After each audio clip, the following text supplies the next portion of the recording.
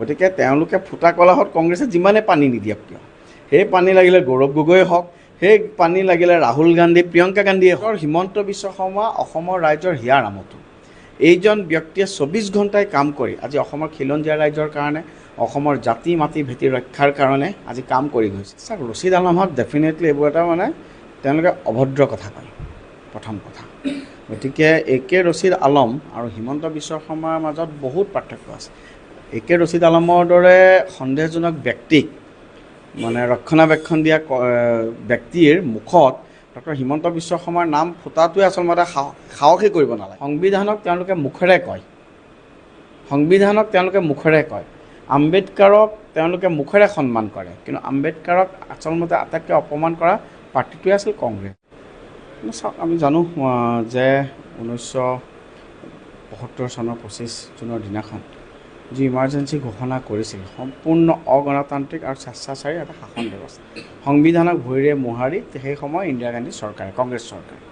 গতিকে আমাৰ এটাই, আমি সদায় এনেকৈ ইমাৰ্জেঞ্চি যিটো ব্লেক ডে, আমি এইটো সদায় পালন কৰোঁ। উদ্দেশ্য আৰু এটাই যে আমাৰ যুৱ প্ৰজন্মই সেই সময়ত কংগ্ৰেছৰ যিটো প্ৰকৃত চৰিত্ৰ আছে, the real character of the Congress, এটা অগণতান্ত্ৰিক সংবিধানৰ কথা কোৱা কংগ্ৰেছে কেনেদৰে সেই সময়ত সংবিধানক সম্পূৰ্ণৰূপে মোহাৰি পেলাই এক স্বেচ্ছাচাৰী শাসন ব্যৱস্থা প্ৰৱৰ্তন কৰিবৰ কাৰণে প্ৰচেষ্টা চলাইছে।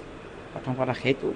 তাৰ লগে লগে সেই সময় কংগ্ৰেছৰ স্বেচ্ছাচাৰী শাসন ব্যৱস্থাৰ বিৰুদ্ধে কেনেদৰে ভাৰতবৰ্ষৰ গণতান্ত্ৰিক ৰাইজে প্ৰতিবাদ সাব্যস্ত কৰি ইন্দিৰা গান্ধী আৰু কংগ্ৰেছক ব' ডাউন কৰাবলৈ সক্ষম হৈছিল, বাধ্য কৰাইছিল, সেইটো এটাও আজি আমি যুৱ প্ৰজন্মৰ মাজত আমি লৈ যাব ওলাইছিলোঁ।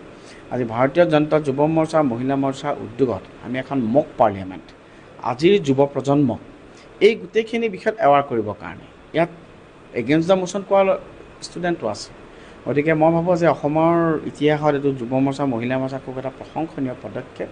আৰু যুৱ প্ৰজন্মই অনাগত সময়ত কংগ্ৰেছৰ যিটো স্বেচ্ছাচাৰিতা আছিল, যিটো আজিৰ দিনতো কংগ্ৰেছৰ সেই স্বেচ্ছাচাৰিতাটো বৰ্তাই ৰাখিছে, প্ৰথম কথা। আৰু দ্বিতীয় কথা, তেওঁলোকে সংবিধানৰ নামত যিদৰে আজিকালি এটা তথাকথিত শপত লোৱাৰ তেওঁলোকে এটা শপত দেখুৱায়। গতিকে এই গোটেইখিনি ঘটনা আজি এক্সপ'জ কৰিবৰ কাৰণে, ৰাইজৰ আগত লৈ যাবৰ কাৰণে, আৰু ৰাইজ আজিৰ দিনত সচেতন, মিডিয়া, ছ'চিয়েল মিডিয়াৰ মাধ্যমেৰে কংগ্ৰেছৰ the real character of the Congress, 1972 চনতো সেইটো আছিল। আৰু আজিৰ দিনতো যেনেদৰে ৰাহুল গান্ধীয়ে কয় যে কংগ্ৰেছ আহিলে আমি অমুক কৰিম, তমুক কৰিম, অমুকক ধ্বংস কৰি দিম, যিটো কেইদিনমান আগতে গৌৰৱ গগৈ ডাঙৰীয়াই কৈছে। গতিকে এনেকুৱা ধৰণৰ মানসিকতা কংগ্ৰেছৰ আগতেও আছিল, এই স্বেচ্ছাচাৰী অগণতান্ত্ৰিক মানসিকতা। সংবিধানক তেওঁলোকে মুখেৰে কয়, আম্বেদকাৰক তেওঁলোকে মুখেৰে সন্মান কৰে, কিন্তু আম্বেদকাৰক আচলতে আটাইতকৈ অপমান কৰা পাৰ্টিটোৱে আছিল কংগ্ৰেছ। গতিকে এই ইতিহাস ৰাইজে জানিব লাগে, যুৱ প্ৰজন্মই জানিব লাগে, সেইটো আমাৰ এটা প্ৰচেষ্টা আছে। BTR ইলেকশ্যনৰ বাবে সাজু হৈছে বিজেপি দল, আৰু শেহতীয়াকৈ মুছলপুৰত এটা সাংগঠনিক সভা অনুষ্ঠিত হৈছিল। চ' BTR এইবাৰ কেনেকুৱা ৰণনীতি হ'ব বিজেপি? যোৱাকালি আমাৰ এটা সাংগঠনিক বৈঠক আছিল, এতিয়াও ইলেকশ্যনে 3-4 মাহ বাকী।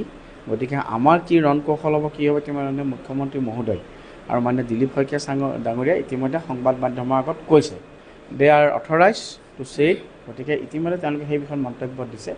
আমাৰ প্ৰথম কথা, BTRত আমাৰ সংগঠন যথেষ্ট শক্তিশালী আৰু সেইমতে আমি আগবাঢ়ি গৈছোঁ। গতিকে এইবাৰ BTRত প্ৰথম কথা, আমি যোৱাকালি আমাৰ প্ৰায় 40টা মণ্ডল, 5খন জিলা, আমাৰ MCLA EM সকলৰ মিটিং হৈছিল। আমি সমষ্টি ৱাইজ আমি সকলোতে প্ৰভাৰী দিছোঁ। গতিকে সাংগঠনিকভাৱে আমি খুব সূক্ষ্মভাৱে আমি কাম কৰি খুব প্ৰত্যয়জনকভাৱে আমি আগবাঢ়িছোঁ। গোৱালপাৰাৰ যিটো হাছিলা বিলত যি উচ্ছেদ হ'ল, সেই উচ্ছেদত সিদিনা ৰকিবুল হুছেইন আৰু কেইগৰাকীমান কংগ্ৰেছ বিধায়ক গৈছিল, তেতিয়া ৰাইজে খেদিছে। কিন্তু তাৰপিছত মুখ্যমন্ত্ৰী গ'ল, মুখ্যমন্ত্ৰীক আদৰি আনিছে ৰাইজে, আৰু মুখ্যমন্ত্ৰীয়ে কৈছে যে মোক সকলোৱে ভাল পায়, কোনেও মোক বেয়া নাপায়, আৰু সেই ৰাইজৰ লগত কথাও পাতিছে। আৰু তাৰপিছত মুখ্যমন্ত্ৰী আৰু এটা কথা কৈছে যে কংগ্ৰেছৰ বিধায়ক একে ৰছিদ আলমে তেখেতে কাছৰ ঘৰত থাকি কথা কয়, তেখেতে ইলিগেলি ইটাৰ ভাটা কৰিছে ইয়াতে। তাৰপিছত একে ৰছিদ আলমে মুখ্যমন্ত্ৰীক লৈ কৈছে যে মুখ্যমন্ত্ৰী আজিকালি মদ খোৱা মানুহৰ দৰে কথা কয়। আপুনি এই বিষয়টোত কি ক'ব? চাওক, ৰছিদ আলমহঁত ডেফিনেটলি এইবোৰ এটা তেওঁলোকে অভদ্ৰ কথা কয়, প্ৰথম কথা। গতিকে একে ৰছিদ আলম আৰু হিমন্ত বিশ্ব শৰ্মাৰ মাজত বহুত পাৰ্থক্য আছে। একে ৰছিদ আলমৰ দৰে সন্দেহজনক ব্যক্তিক ৰক্ষণাবেক্ষণ দিয়া ব্যক্তিৰ মুখত ডক্টৰ হিমন্ত বিশ্ব শৰ্মাৰ নাম ফুটাটোৱে আচলতে সাহসেই কৰিব নালাগে AK ৰছিদ আলমৰ দৰে ব্যক্তিয়ে। গতিকে এইবোৰ এনেকুৱা দৰে অসমৰ জনজীৱনৰ লগত সামান্যতম সম্পৰ্ক নথকা, অসমৰ খিলঞ্জীয়া ৰাইজৰ লগত সামান্যতম সম্পৰ্ক নথকা এইবোৰেই ব্যক্তি, যিবোৰ ব্যক্তি অসমদ্ৰোহী, যিবোৰ ব্যক্তিয়ে অসমত থাকি পেলাই স্বাধীন বাংলাদেশৰ সপোন দেখা ব্যক্তি এইবোৰ AK ৰছিদ আলম। গতিকে মই নাজানো, মই ইতিমধ্যে শুনিছোঁ। গতিকে AK ৰছিদ আলমৰ এনেকুৱা দৰে ব্যক্তিক এনেকুৱা ধৰণৰ মন্তব্য নিদিবৰ কাৰণে আমি সকীয়াই দিছোঁ। গতিকে ডক্টৰ হিমন্ত বিশ্ব শৰ্মা অসমৰ ৰাইজৰ হিয়াৰ আমঠু। এইজন ব্যক্তিয়ে 24 ঘণ্টাই কাম কৰি আজি অসমৰ খিলঞ্জীয়া ৰাইজৰ কাৰণে, অসমৰ জাতি মাটি ভেটি ৰক্ষাৰ কাৰণে আজি কাম কৰি গৈছে। সেইকাৰণে হয়তো বাংলাদেশী ৰক্ষক AK ৰছিদ আলমৰ সহ্য হোৱা নাই, সেইকাৰণে এনেকুৱা ধৰণৰ কথা কৈছে।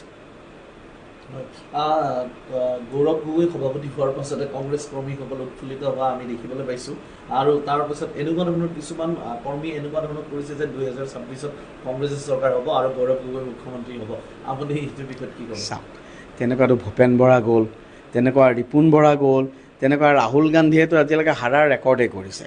গতিকে এতিয়া চাওক, মানুহে কৈ থাকে উৎফুল্লিত, কংগ্ৰেছৰতো এনেওতো ভোট আছেই প্ৰত্যেকটো সমষ্টিত 5,000 10,000। আপোনালোকে নিজে কওকচোন, আপোনালোকে সংবাদ জগতত আছে, ক'ত আপোনালোকে ইমান মানুহ দেখিছে গৌৰৱ গগৈ ডাঙৰীয়াৰ লগত? প্ৰথম কথা। ছেকেণ্ড কথা, গৌৰৱ গগৈ ডাঙৰীয়াই আজি চাওক, মই এটা অকণমান স্বীকাৰ কৰোঁ যে চামগুৰিত মই বাই ইলেকশ্যন জিকি আহিছোঁ। পঞ্চায়ত ইলেকশ্যনত আমি প্ৰত্যেকজনক ৰিজাল্ট কৰিব পৰা নাই বিকজ অফ তাৰপিছত আমাৰ ডিলিমিটেশ্যন প্ৰচেছ মানে এইটো হৈছে ডেম'গ্ৰাফি চেঞ্জ হৈছে। কিন্তু গৌৰৱ গগৈটো তেনেকুৱা একো চেঞ্জ হোৱা নাই। যিজন ব্যক্তিয়ে লোকসভা নিৰ্বাচনত জিকিলে পঞ্চায়ত ইলেকশ্যনত মুখ থেকেচা কিয় খালে 1 বছৰ নহওঁতে? সেইজন গৌৰৱ গগৈ ট্ৰেক ৰেকৰ্ড কলিয়াবৰ লোকসভাৰ ৰাইজে ভালকৈ জানে নহয়। গতিকে সেই ট্ৰেক ৰেকৰ্ডে এতিয়া যোৰহাটবাসী ৰাইজে গম পাইছে। গতিকে তেওঁলোকে ফুটা কলাহত কংগ্ৰেছে যিমানে পানী নিদিয়ক কিয়, সেই পানী লাগিলে গৌৰৱ গগৈয়ে হওক, সেই পানী লাগিলে ৰাহুল গান্ধী প্ৰিয়ংকা গান্ধীয়ে হওক, কংগ্ৰেছে আজিৰ দিনত মই পুনৰাই কৈছোঁ, কংগ্ৰেছৰ যিটো সন্দেহযুক্ত নাগৰিকৰ প্ৰতি যিটো প্ৰীতি আৰু গৌৰৱ গগৈৰ ওপৰত যিটো সাংঘাতিক এলিগেশ্যন, আপোনালোকে চাওক, স্বাধীন ভাৰতত এজন তেখেত মানে ডেপুটি লিডাৰ, তেখেত কংগ্ৰেছৰ কিমান এটা ছিৰিয়াছ এলিগেশ্যন তেওঁৰ আৰু তেওঁৰ ফেমিলি এগেইনষ্টত আহিছে। তেওঁৰ আজিলৈকে পৰিয়ালে আজিলৈকে নাগৰিকত্ব লোৱা নাই। তেখেতে আজিলৈকে এটা ক্লিন মেছেজ দিব পাৰিছেনে এইটো বিষয়ে? তেখেতক সাংবাদিকে সুধিলে হাজাৰটা উল্টি পুল্টা কথা কয়। তেখেতে 500-600 মানুহ তেনেকৈ ৰেডি কৰি ৰাখে, কিছুমানটো সন্দেহযুক্ত এখন। আজি যে আপোনালোকৰ আগত মই এইখিনি কথা কৈছোঁ, এইখিনি দিয়াৰ লগে লগে গৌৰৱ গগৈৰ যি অনুগত কংগ্ৰেছী ভক্ত আছে, যিটো গৌৰৱ ভক্ত আছে, যিকেইজন হয়তো ভাৰতৰ বাহিৰত থাকি পেলাই ভাৰতৰ শত্ৰু দেশৰ পৰা ভাৰতৰ বাহিৰৰ দেশত থকা যিবোৰ সন্দেহজনক গৌৰৱ ভক্ত আছে, সেই গৌৰৱ ভক্তবোৰে লেখা মেলা আৰম্ভ কৰি দিব। এনেকুৱা কৰিব তেওঁলোকে। কিন্তু কংগ্ৰেছে হাজাৰে যিমান নকওক কিয় ফুটা কলহত পানী দি আছে। গৌৰৱ গগৈৰ কথা আমি বহুত বেছি নাজানো, আমি আমাৰ সংগঠন শক্তিশালী কৰি আছোঁ। মই আৰু এটা প্ৰশ্ন এটা কৰিছোঁ, আপুনি যিটো ব্যস্ত বেছি সময় নলওক, আপুনি যিটো যদিও ৰাজনীতিক, আপুনি কিন্তু এগৰাকী লেখক আৰু লগতে আপুনি সামাজিক সাংস্কৃতিক কৰ্মী আৰু সাহিত্য জগতখনৰ লগত আপুনি জড়িত হৈ আছে। এটা যিটো তথ্য ওলাইছে ভাৰতবৰ্ষৰ ভিতৰত শিক্ষাৰ ক্ষেত্ৰত কিন্তু মেঘালয় প্ৰথম হৈছে আৰু আমাৰ অসম দ্বিতীয় হৈছে তলৰ ফালৰ পৰা। এইটোক লৈ কংগ্ৰেছ হওক বা বিৰোধীয়ে সমালোচনা কৰিছে আপোনালোকক, আপুনি কি ক'ব? প্ৰথম কথা, কংগ্ৰেছৰতো কোনো কথা কোৱাৰ কোনো অধিকাৰেই নাইকিয়া। কংগ্ৰেছৰ দিনত দেশৰ গোটেই শিক্ষা ব্যৱস্থাটোক একেবাৰে নিচিহ্ন কৰি থৈ গ'ল, যিটো কাৰণে আজি আমি দেখিছোঁ আমাৰ শিক্ষা ব্যৱস্থাৰ কাৰণে আজি মোদী ডাঙৰীয়াৰ নেতৃত্বত নেশ্যনেল এডুকেশ্যন পলিচিৰ এটা সাহসিক সিদ্ধান্ত ল'ব লগা হৈছে। আজি আপোনালোকে চাওক, অসমৰ শিক্ষা, মই আপোনালোকে মই প্ৰশ্ন কৰিছোঁ, আপোনালোকে কংগ্ৰেছৰ দিনৰ শিক্ষা ব্যৱস্থা চাওক আৰু আজিৰ দিনত শিক্ষা ব্যৱস্থা চাওক, কংগ্ৰেছে কিবা এটা কোৱাৰ অধিকাৰ আছে নেকি? কংগ্ৰেছৰ দিনৰ স্কুলসমূহ চাওক, কংগ্ৰেছৰ দিনৰ কলেজসমূহৰ অৱস্থা চাওক, আজিৰ দিনৰ স্কুল আৰু কলেজসমূহৰ অৱস্থা চাওক। আমাৰ দিনত কিন্তু চৰকাৰী স্কুল চলি আছিল, চৰকাৰী স্কুল তেওঁলোকে কেনেকৈ চলাই আছে? প্ৰথম কথা, এটা বিজ্ঞানসন্মত নীতিৰে আমাৰ চৰকাৰখনে সকলো ক্ষেত্ৰতে কাম কৰি গৈ আছে। শিক্ষাৰ মানদণ্ড উন্নত কৰিব লাগে, তাৰ কাৰণে নেশ্যনেল এডুকেশ্যন পলিচি আনিছে। স্মাৰ্ট ক্লাছৰ জৰিয়তে ছাত্ৰ ছাত্ৰীসকলক সকলো আধুনিক সা সুবিধাৰে, আপোনালোকে নিজেইতো কলেজবোৰ গ'লে গম পাব, আজি গুণোৎসৱৰ জৰিয়তে এটা কম্পিটিশ্যন এটা আনিবলৈ সক্ষম হৈছে। আজি সকলোৰে ক্ষেত্ৰত এটা প্ৰতিযোগিতামূলক পৰিৱেশ এটা সৃষ্টি কৰাবলৈ বিচৰা হৈছে। গতিকে কংগ্ৰেছে এই ক্ষেত্ৰত কোৱাৰ কোনো অধিকাৰ নাইকিয়া। গতিকে ইতিমধ্যে এই ক্ষেত্ৰত মানে শিক্ষামন্ত্ৰীয়ে নিজৰ স্থিতি স্পষ্ট কৰিছে। মই ভাবোঁ কংগ্ৰেছে উন্নয়নৰ ক্ষেত্ৰত বিজেপিক কোনো পধ্যে ফেৰ মাৰিব নাই। যিকোনো উন্নয়নৰ ক্ষেত্ৰত হওক, এই ক্ষেত্ৰত হওক, কংগ্ৰেছৰ কোনো ধৰণৰ অধিকাৰ নাইকিয়া এই ক্ষেত্ৰত ক'বলৈ। Stay informed, stay ahead. News NE 365.